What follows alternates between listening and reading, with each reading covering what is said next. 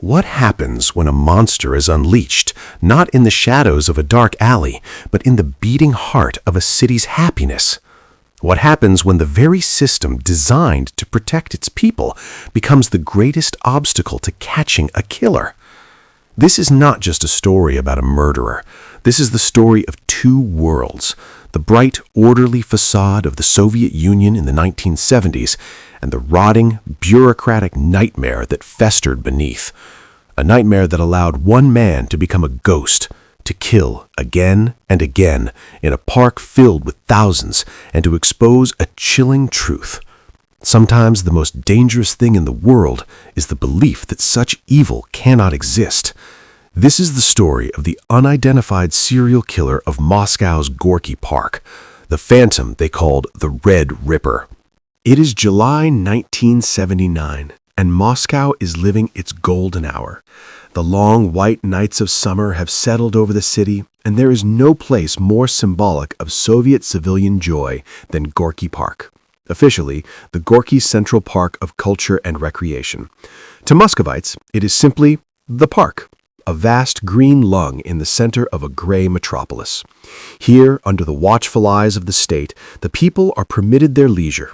They row boats on the serpentine ponds. They dance to phonographs on the open-air stages. They line up for ice cream and kvass. They believe they are safe. The park is patrolled, orderly, a testament to the Soviet contract. You abide by the rules, and the state provides peace and security. The idea that a predator could be moving through these crowds, selecting victims in this most public of places, is not just unthinkable, it is an ideological impossibility. Crime, especially such grotesque, violent crime, is a product of capitalist decay, of Western degeneracy. Not here, not in the showpiece of Moscow. This unshakable belief is the first layer of the trap about to be sprung. The stage is set not in darkness, but in blinding, beautiful light. The players are unsuspecting, their guards lowered not by personal failings, but by a state-mandated assurance of safety. And in this atmosphere of enforced normalcy, a shadow begins to solidify. A man with a simple, brutal method. He would approach young women, often shy, often alone, and with a calm, authoritative demeanor, he would offer them a ride in his car, and they would get in. To understand how the Red Ripper operated for years, we must first understand the ecosystem he exploited. The flaw was not a single rusty bolt or a missed weather report. It was systemic, baked into the very concrete of the state. The key people in this tragedy are not just the victims and the killer, but the vast, lumbering bureaucracy of the Soviet Militsiya. Their primary function was not investigative, but political: maintain order, control dissent, and uphold the image of socialist perfection. Violent crime was a stain on that image, therefore it was often downplayed, recategorized, or buried. The system was complacent, not out of laziness, but out of doctrine. The killer's pattern revealed a chilling understanding of this machine. He targeted women, typically in their late teens or early 20s, who were alone or slightly separated from groups. His approach was not that of a wild-eyed madman. Witnesses, the few that were ever found, would later describe him as ordinary, calm, even polite. He presented himself as authority, an off-duty policeman, a helpful driver, a man of modest but official means. In a society trained to respect and not question authority, his ruse was devastatingly effective. He would offer a ride, and in a city where cars were a relative luxury and public transport could be scarce, the offer was pragmatic, even kind. The critical, unnoticed flaw was a twofold blindness. First, the societal blindness, the ingrained, propagandized belief that such premeditated, sexualized evil simply could not exist in their society. It made potential victims less suspicious and witnesses less likely to interpret a man talking to a young woman as a threat. Second, and more catastrophically, the institutional blindness. When the first bodies were discovered, in parks, in forests on the city's outskirts, they were not connected. Different police precincts, fearful of staining their district's statistics and incurring the wrath of superiors, treated each case as an isolated tragedy, a runaway, a lover's quarrel gone wrong. The murders were not compared. No composite sketches were widely distributed to the public. To admit a serial predator was at work would be to admit a catastrophic failure of the Soviet project itself. The bureaucratic imperative for quiet, for clean reports and met quotas outweighed the desperate need for a coordinated, transparent manhunt. The killer, whether by instinct or cunning, had found the crack in the monolith. He was not just murdering women, he was ghosting through the blind spots of a system that valued the illusion of control over the messy reality of human evil. While families grieved in private horror, the state-owned newspapers reported nothing. The facade of the Park of Culture and Rest remained untarnished, even as its gardens began to hide a secret. The disaster in this case was not a single cataclysmic explosion. It was a slow, creeping tide of dread that finally, inevitably, broke through the wall of silence. The impact was felt not by a crowd, but by a single militiaman on a dreary patrol, and then, wave by wave, through the chain of command until it reached the ears of a populace deliberately kept in the dark. But for that first officer, the moment was one of pure sensory overload. Imagine the sound, not a scream, but the dense, crushing silence of a secluded pine forest, broken only by the squelch of her own boots in the mud and the rustle of wet leaves. The smell hits first, a sweet, cloying, organic rot that sits heavy at the back of your throat, unmistakable and wrong. Then, the sight. The flashlight beam, a frail cone of yellow in the gathering dusk, dances over roots and ferns. It catches a flash of color that isn't green or brown, a piece of patterned fabric. You step closer, your breath hitching. The beam travels upward, and the world narrows to that circle of light. The pale, waxy skin, the unnatural angle of a limb, the dark, violent signature left on the neck or torso. The face, often obscured, but sometimes left visible, frozen in a final, silent scream. In that split second, the abstract notion of a case vanishes. This is a person, a young woman, and she has been subjected to a violence so intimate, so brutal, it scrambles your ability to process it. Your stomach lurches, your heart hammers against your ribs, a frantic drum in the sudden, immense quiet. You fumble for your radio, your fingers gone thick and clumsy. The static crackle of the dispatch's voice sounds alien, an intrusion from a world that no longer makes sense. This scene, with minor variations, played out again and again between 1979 and 1985, in Bitsa Park, in the woods near the Moskva River. Each discovery was a tremor.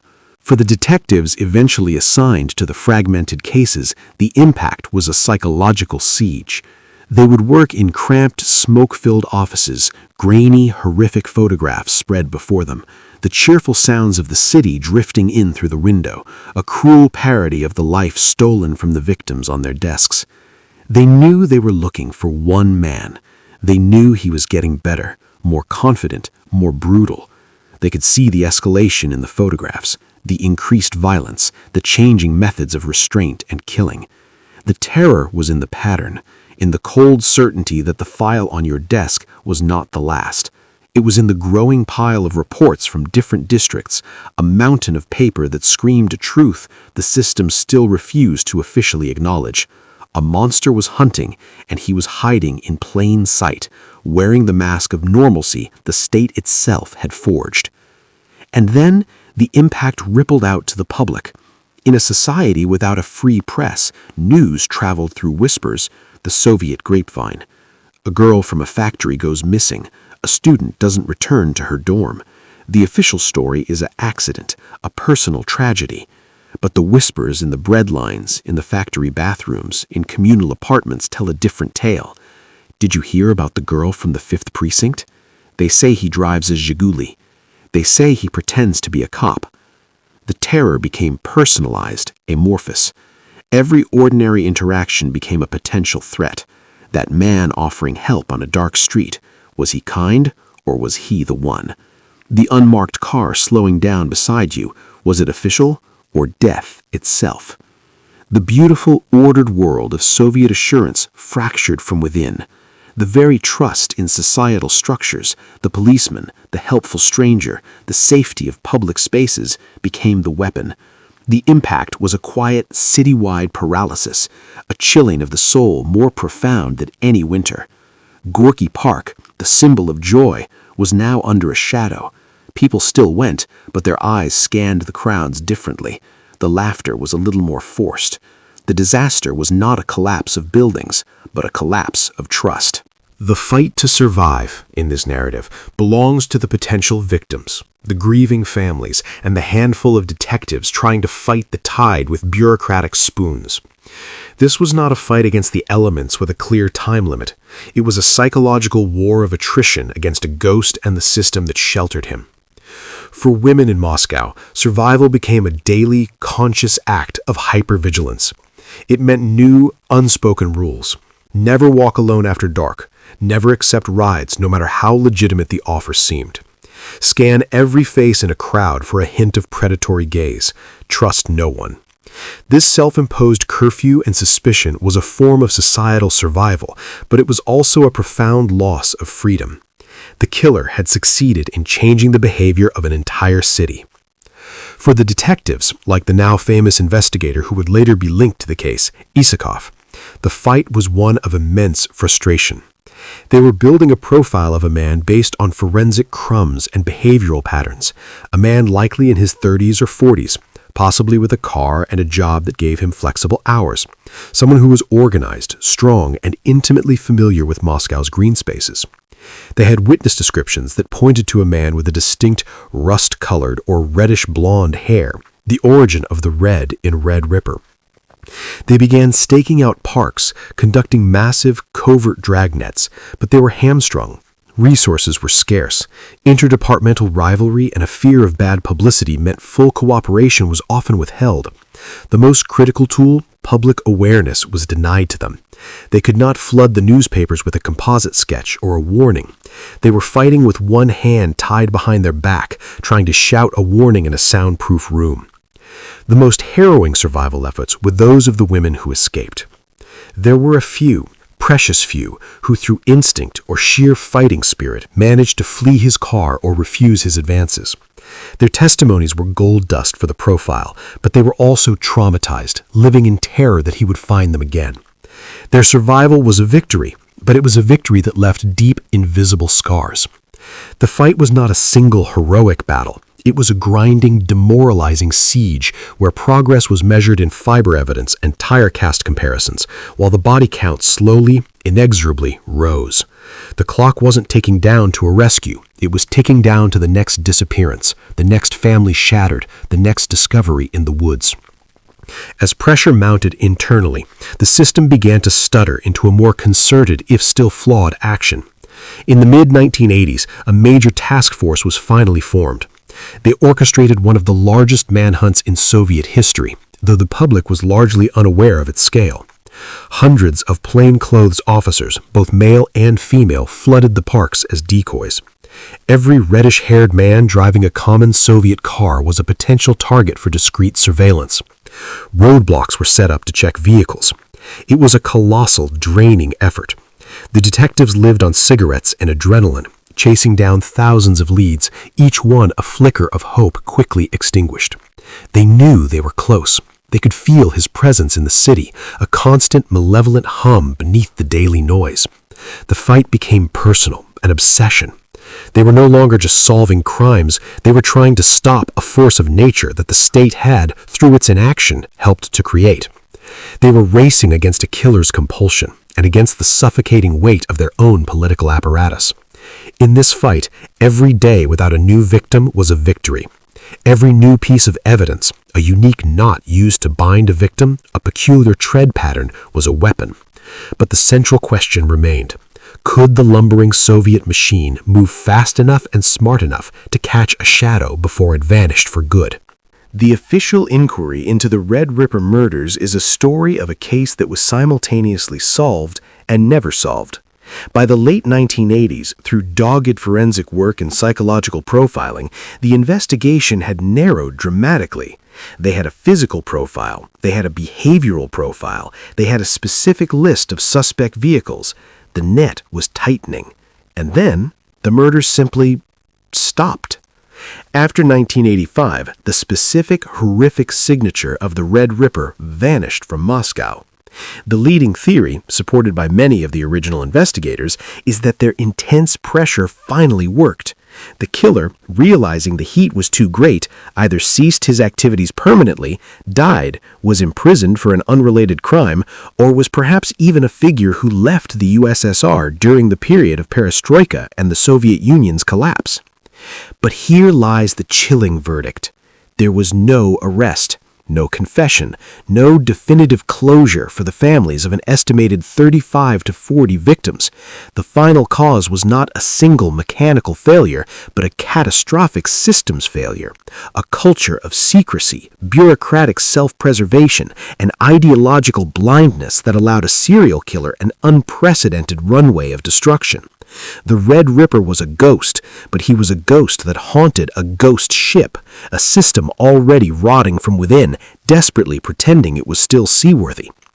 The long-term changes wrought by this case, however, were profound and global.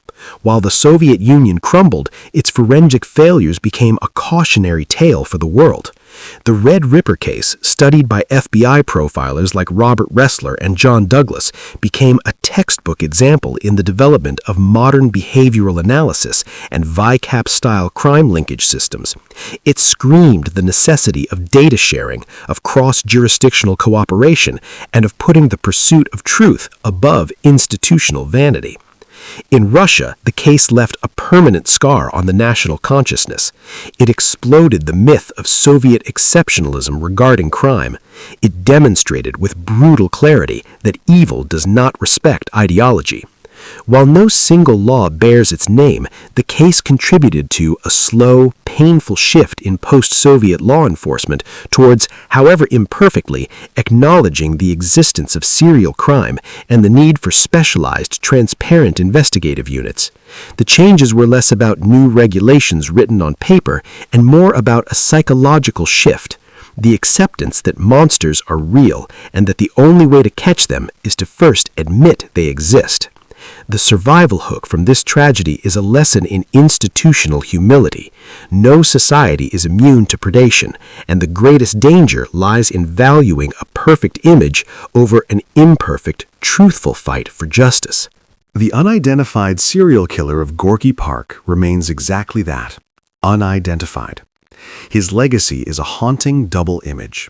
The cheerful postcard of a summer park, forever overlaid with the shadow of a man in an ordinary car, offering an ordinary ride that led to an extraordinary nightmare.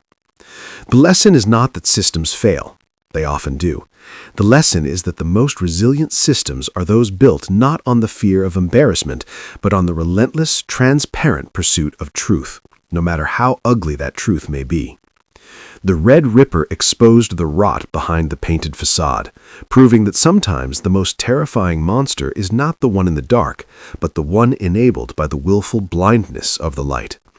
And this chilling pattern of a killer exploiting the blind spots of their time is not unique. If you think the story of a phantom haunting a city's happiest place is unsettling, wait until you hear about the killer who used the sound of jazz as his hunting call and who dared the entire city of New Orleans to defy him in the newspaper. Our next investigation, the Axeman of New Orleans, the Jazz Age killer's reign of terror.